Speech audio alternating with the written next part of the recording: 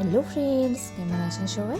প্রবাসী জীবনের একটি ব্লগে আপনাদের স্বাগত জানাই। আজ সোমবার সকাল এখন প্রায় ওই 8টার মতো বাজে। আর কাল তো আমরা দেশের বাড়ি থেকে চলে এসেছি। আর কাল পর্যন্ত এখানে এত বৃষ্টি হয়েছিল যেন সকালে আকাশে দেখুন এত সুন্দর লাগছে দেখতে চারদিকটা। আজকের এই ভিডিওটা তবে কোনো ব্লগ নয়, তবে একটা পুরোনো দিনের রান্না আপনাদের কাছে শেয়ার করব। তো যেহেতু দেশের বাড়ি থেকে এসেছি আর সেখানে তো যে টাটকা টাটকা শাকসবজির মা তো এক ব্যাগের মতো পাঠিয়েও দিয়েছে, আর সেগুলো তো রান্নাও করতে হবে।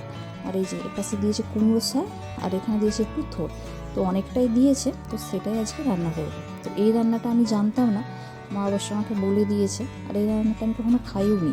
আমি ওই বাড়িতে আসার পরেই একবার না দুবার খেয়েছিলাম, তবে খুব যে খারাপ সেটাও নয়, বেশ কিন্তু ভালোই লাগছিলো। আর দিয়েছে যখন সবজি, ওই জন্য ভাবলাম যে রান্না করি। তো এই যে এপাশে সবজিগুলো দাঁড়া সব কেটে নিয়েছি। আর এই যে থোড়টাকে দাঁড়ান, এই যে মাঝখানের অংশটা, এটাই ভেতরের অংশটাই নেব, আর বাকি যে সাইডগুলো ওইটা ছাড়িয়ে ফেলে দেবো। তো চলুন আমি এবার এগুলো কেটে নিই।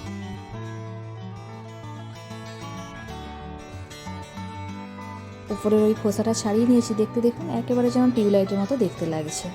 আর এ পাশের এই যে আগেরটা, তবে এটা রান্না করলাম না, কারণ অনেকটা হয়ে গেছে, এটা লাগবে না, এটা থাক, অন্য একদিন রান্না হয়ে যাবে।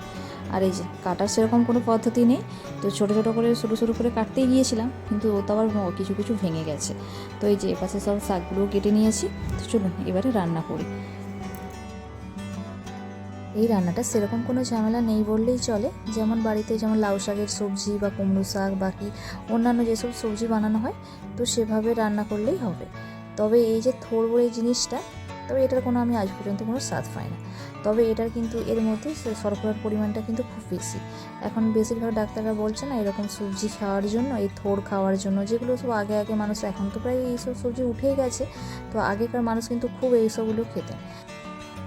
এই যে কড়াতে প্রথমে তেল দিয়ে তাতে তেজপাতা, শুকনো লঙ্কা আর 5 ফোড়ন দিয়ে তারপরে এই সবজিগুলোকে দিয়ে দিয়েছি। তবে এটা আমি একেবারেই করব, তো আমাদের বাড়িতে বেশিরভাগ কী হয়, একেবারে তেল দিয়ে রান্না হয়। তো এটা সেদ্ধ হয়ে যাওয়ার পর বাকি একবার ওই 5 ফোড়ন, তেজপাতা, শুকনো লঙ্কা দিয়ে আর পেঁয়াজ দেওয়া হয়, দিয়ে বাকিটা আবার রান্না করা হয়। তবে সেরকম করার আর সময় নেই, আমি একেবারে রান্না বসিয়ে দিয়েছি, একেবারে এর সাথে সবই দিয়ে দেবো। তো এই যে ভাজতে ভাজতে প্রায় একটু ভাজা ভাজা হয়েই এসেছে।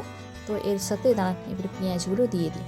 তো পেঁয়াজটা আমি আগেই দিতাম, তো এখন এই তরকারি মানে ভাজা হয়ে গেলে তার মাঝে মাঝে দিই। প্রথমে দিলে না পেঁয়াজটা একটু পুড়ে ফুড়ে যায়, তো ওই জন্য আমি এই যে রান্নার শেষে মানে মাঝে দিই, ভাজা ভাজা হয়ে গেলে তারপরে পেঁয়াজটা দিই, তারপরে বাকি যা যা মশলা লাগে তো তারপরে এটা দিই। এখন চারদিকের মানুষজন যেভাবে নতুনত্ব রান্না করছেন, রান্নার জন্য এক্সপেরিমেন্ট করছেন বিভিন্ন রকমের, তো তার ব্যবধানে এই পুরনো রান্নাগুলো মানুষ একেবারেই ভুলে গেছে। এখন বেশিরভাগ টিভি চ্যানেলগুলো খুললে বা যে কোনো সোশ্যাল মিডিয়া দেখলে কিন্তু এইসব রান্না প্রায় আজকাল দেখাই যায় না। তার উপর যদি হয় আবার এই শাকসবজি রান্না, তাহলে তো ব্যাস হয়েই গেল।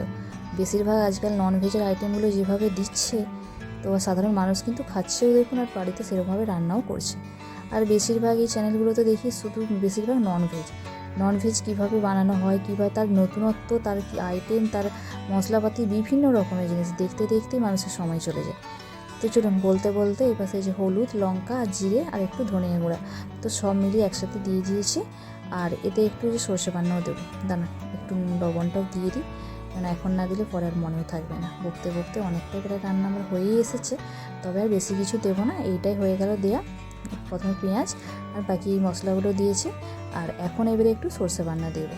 আমাদের বাড়িতে আসার পর থেকে দেখি প্রতিটা সবজিতে প্রায় সর্ষে বান্না, ঢ্যাঁড়সের তরকারিতে সর্ষে, কুমড়ো শাকের মানে সবজিতে সর্ষে, প্রায় সর্ষে বান্নাটা খুব পছন্দ করে।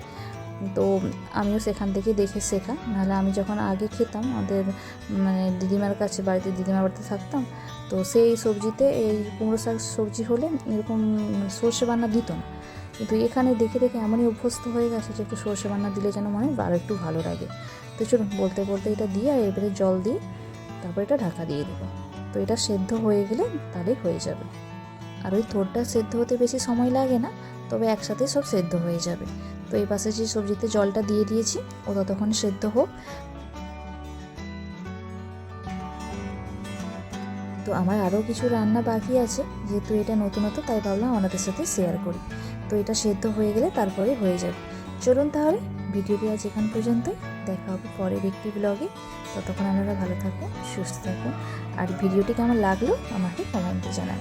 আর যদি ভালো লাগে তাহলে একটা লাইক করে দেবেন।